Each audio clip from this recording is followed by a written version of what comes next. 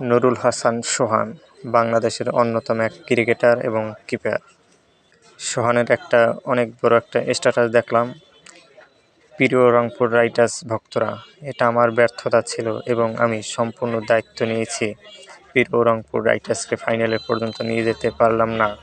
ভবিষ্যতে দলের অংশে থাকি আর না থাকি, রংপুর রাইডার্সের জন্য শুভকামনা থাকবে।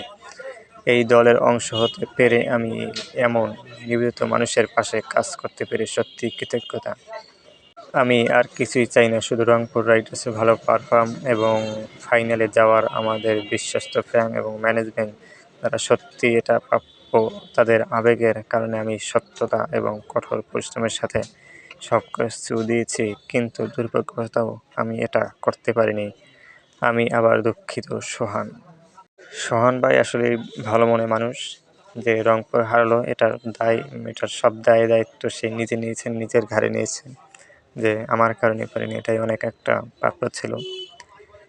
যাই হোক, পরবর্তীতে তাদের জন্য শুভকামনা রইল। রংপুরের আসলে অনেক ফ্যান পেজ বড়, সব দেশের মানুষই তাদেরকে পছন্দ করত।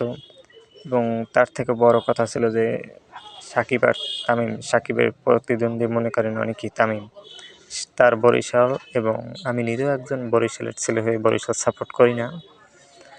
তো অনেক এরকম সাকিব ফ্যান যারা ছিল তারাও রংপুরের সাপোর্ট করতো যাতে বরিশাল হারে, কিন্তু দুর্ভাগ্যবশত তারা হেরে গেল, রংপুরের ফাইনালে যেতে পারলো না। তারপরও তাদের জন্য শুভকামনা। এবং সোহানের কান্না দেখে সত্যি খারাপ লেগেছিল। মাঠে বসে আবেগে কান্না করে দিয়েছিলেন সোহান। হার নিশ্চিত জেনেও মাঠে দাঁড়িয়ে কান্না চোখে, এটা হয়তো আমি আপনি থাকলে সবাইরই একই রকম হতো। এটা সোহান আসলে একটা ভালো মানের কিপার। উনি বাংলাদেশ টিমে কিপার হিসেবে হলেও তাকে রাখা যেত। ব্যাটিংও মোটামুটি যা করে খারাপ না। এখন অনেকে হয়তো পছন্দ করেন না, এবার হয়তো তাকে রাখা হতে পারে।